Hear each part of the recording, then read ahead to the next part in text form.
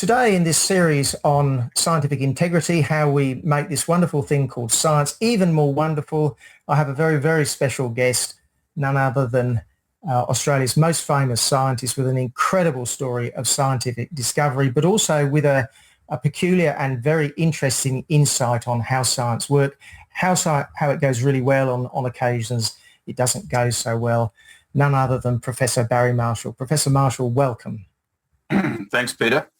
Great to hear from you. So now, I should have mentioned one small thing about Professor Marshall, and that is he actually won a Nobel Prize for his discovery of the causes and the cure for stomach ulcers. Now, stomach ulcers before the 1980s was a huge, terrible disease. It basically eats out your stomach and you either live a life of pain or you die early, or probably both. And in those days, they really didn't know what caused it. They thought it might have been stress. They thought it might have been spicy foods. And then Professor Marshall and his colleague Robin Warren comes along and say, well, actually, there's a bacteria called, and I'll probably get this wrong, Helicobacter pylori, which is living inside the gut, and that's causing the ulcers. And the scientific community were a little bit outraged because up to then the consensus was bacteria like that just could not live inside the stomach acids that live inside your stomach, and this couldn't possibly be wrong. And there was a lot of opposition, and then Professor Marshall, in probably one of the most famous episodes of science, decided to prove them wrong by doing an endoscope on him, proving he doesn't have a stomach ulcer. And then he took a concoction of Helicobacter pylori, drank it, and actually gave himself a stomach ulcer, right? In the days when really it was an uncurable thing, but he was pretty clever. He'd worked out a cure as well.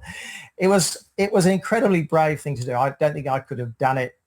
It was a little bit crazy, actually. But anyway, he then cured himself, and then everybody had to take him really seriously, even though I think it may have still taken a while before it was fully acknowledged. And of course, he then won the Nobel Prize, I think, in 2005, a totally remarkable story. So, Professor Marshall, firstly, just correct me on the bits that I've got wrong there. But I also want to talk about groupthink. Was groupthink an issue in the sort of the progression of the 20 years that it took you to sort of get this discovery totally accepted? It was. Once something's a tradition, it gets into the folklore and it's not challenged, well, then it becomes, in quotes, true. And so I guess that's groupthink. And everybody assumes that it's been proven and there's evidence for it, and they'll go along with it. And until you actually have a new paradigm or a new idea which is going to be more efficient, save money, save lives, and things like that, and be easier for everybody, it's not going to change. So there's probably many things like that in our society that people believe that have never been proven. And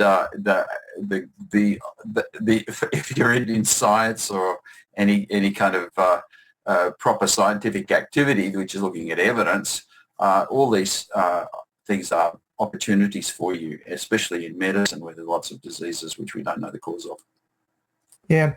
So a question I'd have is, what are the strengths and weaknesses of the quality system? What bits get us into trouble, and what bits, I mean, in your case, you know, the discovery was totally accepted, Nobel Prize, all the rest of it. So what are the strengths and what are the weaknesses within the quality systems that, you know, so when if we had another Barry Marshall Mark II came along tomorrow and discovered something equally remarkable, would the same opposition happen to them? What are the systems which would cause that problem, and what are the systems that get us out of that, I guess, is the question. Okay, well, it's a great example. It's practically the best example of sort of unproven, in quotes, facts. It would be ulcers being caused by stress. And so if you can knock that one down, then everything else that hasn't been proven is highly suspect. And what we'd say is that in medicine, and it's a revolution that happened actually in the 70s and early 80s as I was growing up in my medical career, I suppose, was you have to have evidence-based proof of doing some benefit, and that has to be proven in prospective double-blind trials. Now, the point about prospective double-blind trials is you get a real treatment and a fake treatment. The patients don't know what's going on. Some of them are taking placebo. And the importance of them is that if you can show that a treatment works and is better than the current treatment in a double-blind trial, I think the government then is obliged to pay for it. And so as sort of medicine became more socialised, government started paying for things, it created this incentive for people to actually prove it and then get their treatment on the market in a good way. So that was happening as, the Helicobacter story developed in the 70s and the 80s. And, nowadays it's accepted, and the government doesn't have to pay for anything if it's not proven, which thank God for that. Otherwise, we'd all be taking get probiotics and paying for them on our taxpayers' bill. Yeah, some of the really crazy stuff. But does it still always, I mean, I'm not into the medical side, but I was reading up on the I don't know whether you kept up with, but with the Alzheimer's research, where something was wrong and it wasn't discovered, this beta amyloid theory. If you don't know anything about it, that's fine. But there are occasions when something seems to be wrong and it should be checked, as you said, by the government, and that things have improved in that regard, but it doesn't happen. So how do we get over that if you think that is still a problem? Well, it's a problem because, obviously people in government and politicians are not medical specialists, so they have people advising them in their office. So if you've got a good office and smart people advising, then correct decisions are made. So that's usually the situation. But if you've got someone who's pretty popular and he doesn't know anything, is pushing some alternative medicine or something like that, then the government ends up making wrong decisions and paying for things that are useless. And within reason, this is what I see in a lot of other countries in Asia, where the government is on board with the alternative medicine treatments, which has never been proven. A lot of them, it's impossible to prove them because of just the structure of the whole thing. And people go along with it and think it must be true. So these are people who haven't got a proper scientific education, which is still 90% of the population, I suppose. Yeah. So what areas of science in general, and I'm talking about, wider than health or the rest of it, might be more susceptible to groupthink or individuals like you're discussing on the alternative medicine who have a lot of sway, where the proper scientific method, where there's got to be constant challenge and looking at the evidence and all of this. So what areas do you think are more or less likely to be affected by those sorts of problems? Well, everything that's not coming out of chemistry and physics, pretty much. I know you'll be pleased to hear that. So in medicine, if the idea is that somebody turns up, the first thing you do is try to find some evidence of something malfunctioning in a person. Yeah. And if you can't find it, obviously, well, then you do different laboratory tests and you might find something there. And then if that fails, well, then you're left with a person who is unwell or thinks they are unwell, but haven't got anything that you can fix easily. And so that gets into the psychiatric and psychosomatic kind of issues, and they are far more difficult to manage and treat. And but because the data is just not there, and we don't actually have a fundamental molecule or pathway or something that we can fix in all these people. I can take examples of things that you can fix. They're genetic abnormalities like phenylketonuria. We know that that's a thing that's in your DNA. You're born with it. If you keep away from aspartame and those kinds of things, you can grow up into adulthood and be completely normal. And that's, if you like, that would have been some kind of weird madness 100 years ago. Lots of things would have just not been understood. Now, once you understand the fundamental thing, the other one would be Huntington's chorea. Would have been some kind of weird madness. So those things can be approached and a strategy developed, and you can fix them. But if you don't actually have an understanding of the fundamental cause of a disease, for instance, or anything. Well, what can you do about it? You could try different things, and often you end up with something which is a treatment. And a treatment means you can keep doing it and ameliorating the condition.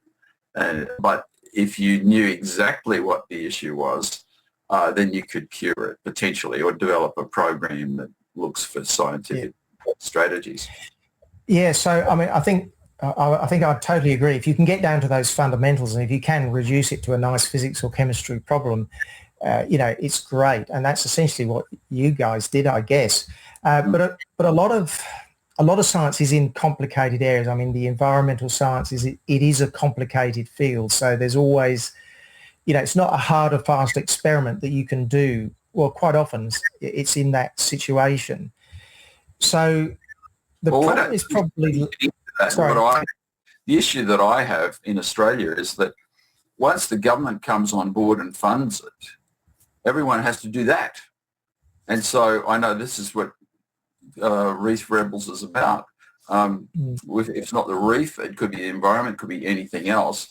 So you could see that in Australia, so much of everything is funded by the government. I mean, I've always worked in a public hospital, and my funding has been about 50-50 as far as NHMRC, etc. But I wonder about NHMRC, and I wonder about like CSIRO and what other kind of government-funded institutions are set up. Once they're created to solve a problem a certain way, then the person who doesn't believe that is not going to get funded. Or it's going to be difficult. What do you think to the idea that in, say, the NHMRC or the Australian Research Council, that's the National Health and Medical Research Council, or the Australian Research Council, of setting aside a certain amount of money almost for, replication studies or integrity studies, so that you try to break that groupthink, or that, that line that's got so set in, that furrow that everybody's stuck in? Do you think that would be a useful way of, ameliorating that problem? I think it's a good idea.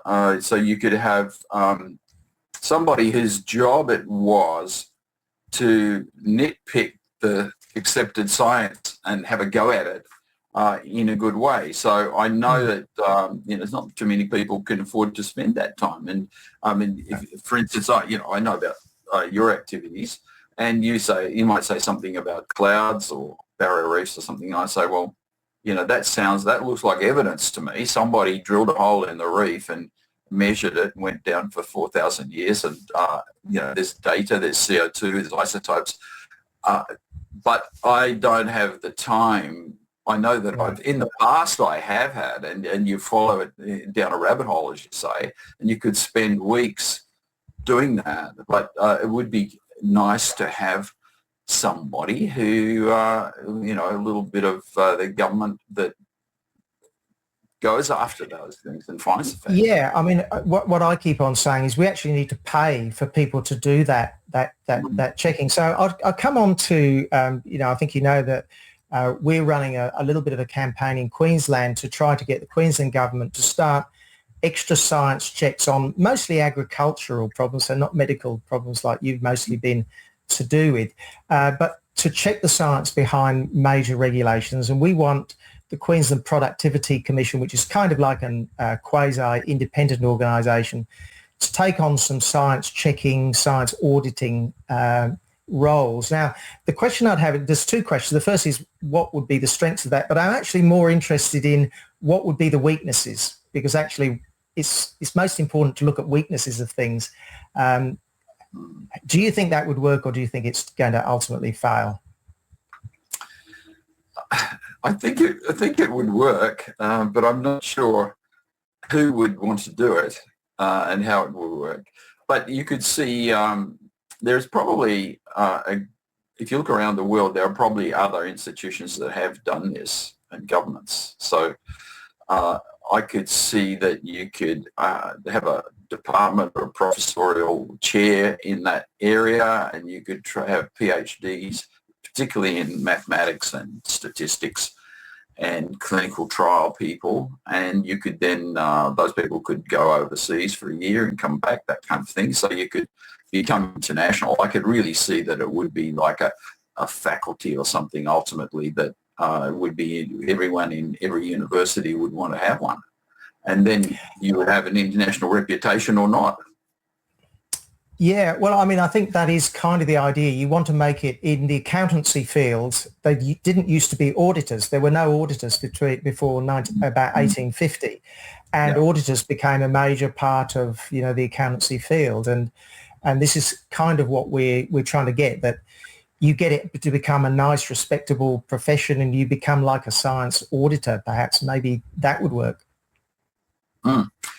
So when you try to introduce some new idea or concept to solve a problem in medicine or anything really, there's usually something that's already there, some kind of business that already exists to solve that problem as best everyone knows how. And you realize that you've got to, if there's a new paradigm, you've got to kick the old one out. So people who are running a business, making business plans, investing money, and thinking long-term over the next 10 years, something new then comes along underneath it, which threatens it. They're not going to suddenly just throw in the towel and walk away. They are going to keep doing the business, so that you can't just introduce a new idea and just usually expect everybody to grab it. And so that's one of the problems you have. It's not like you're bringing new ideas or strategies into a vacuum. There's already something there. And for instance, that's right. Natural medicine, you know, if you that's right. There's the entrenched views that just because you've challenged them, it's not going to necessarily eliminate those entrenchments. But if they're not challenged, then there's no possibility of that entrenchment ever being removed, perhaps. So you could, if there's something new that came up, you could actually look at a website, for example, and there are a few medical websites like this that would assess new activities. But people could look at it on, if they're having a bit of an argument, they could look at it on the web. So at the moment with AI, it becomes easier and easier to do this. Yeah. And I had this thing, when we originally presented the idea of stomach bacteria causing ulcers, you see, our abstract to the Australian gastroenterology meeting was rejected, and I didn't even get a poster. So recently I submitted, I took that exact abstract, verbatim, and posted it into ChatGPT and into Grok, and by tweaking the question a little bit, I could get a rejection or an acceptance with flowery, wonderful abstract or whatever. But if I put it in and just said, just be totally impartial, ultimately Grok said, well, this is pretty early stuff, and it'd be controversial, it'd be very interesting to discuss it, but not for an oral presentation, but a poster would be excellent. So that is the true answer. But I didn't get a poster. So people can actually do a lot more in a short amount of time lately. And so, I mean, the idea with the Queensland Productivity Commission is that, we've got a particular case. We've got some rivers down here, the Mary Burnett rivers. There's a lot of agriculture around them, and they're subjected to Great Barrier Reef regulations. And the argument goes, well, why is that? Because they actually don't flow into the Great Barrier Reef, and the currents go that are 300,000 times bigger, take any water that comes out of the rivers south away from the reef. So that's kind of the argument. Well, why is this? So the idea would be if the Queensland Productivity Commission took this on, they would look at whatever science evidence was there. So they'd presumably call the scientific institutions to say, well, what's the evidence that they should be included, and then work on that to put an argument about, well, maybe this is wrong, maybe that is wrong, maybe that's not as weak, and then end up getting some sort of debate between the two sides. That would be the sort of model that, well, I'm thinking of, but this is early days, and we sort of need people like you to give us advice on what may be the best structure for that. Do you have any sort of comments on that sort of process that I've just I outlined? often see something happening or if it affects me. And one of them was, so I did the Cairns Barrier Reef holiday once. And so we're on the boat and they say, oh, look, a lot of people are on this boat. We don't want anyone peeing in the ocean. You've got to go to the toilet because if everyone pees in the ocean, that urea will just go do something horrible to the reef. And I said, because I've done calculations on air dilution and things, pollution and stuff like that in the past related to radioactivity and isotopes. And so I sort of understand how it works. I'm working at how minuscule the amount of, urea or urine contamination would be if, the tides and the waves and all this kind of, and this little boat comes out and people peeing in the water. Oh, yes. All of a sudden thousands of crown of thorns turns up. No, well, that's exactly right. Those are the sorts of things that there's so many of those. I mean, they actually discourage the use of sunscreens because supposedly that when you do the calculations, because nobody actually ever does the calculations because I guess there's in many cases not numerical scientists, but when you do the calculations, the concentrations are just so minuscule that, it's really stretching the credulity that could cause any problems. So, so that's why we're more interested rather than the actual specific example of perhaps science which isn't backed by evidence. What are the systems which we can introduce to get things back on track? That's what we're really trying to do in the QPC. Yeah, well, I would, you asked me about it, but I'd be happy to participate in some way. I don't have a lot of spare time at the moment, but I'm freeing up a bit more time. So the thing would be,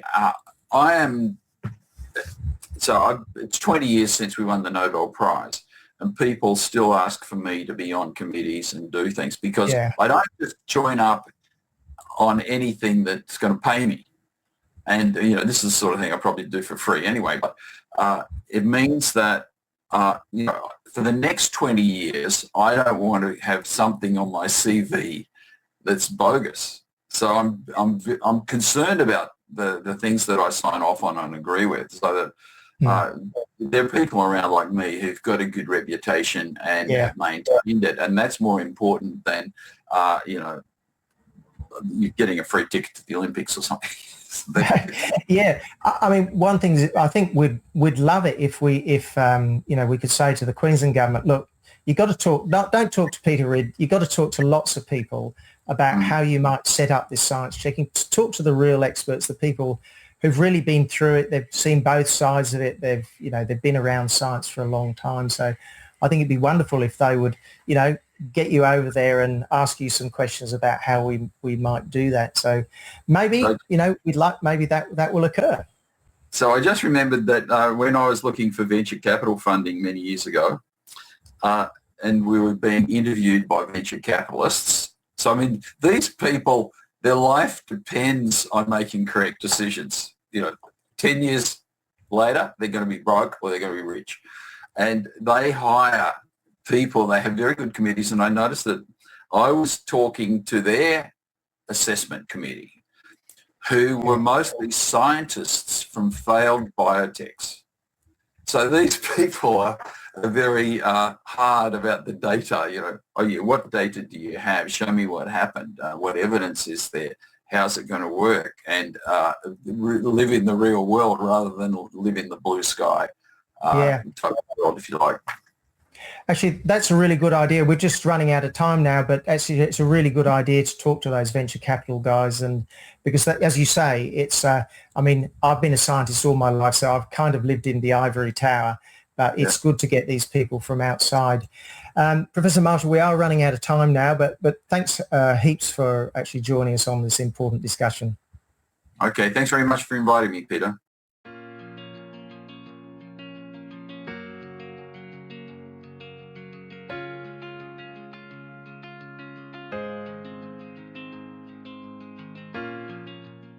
Live in the real world rather than live in the blue sky.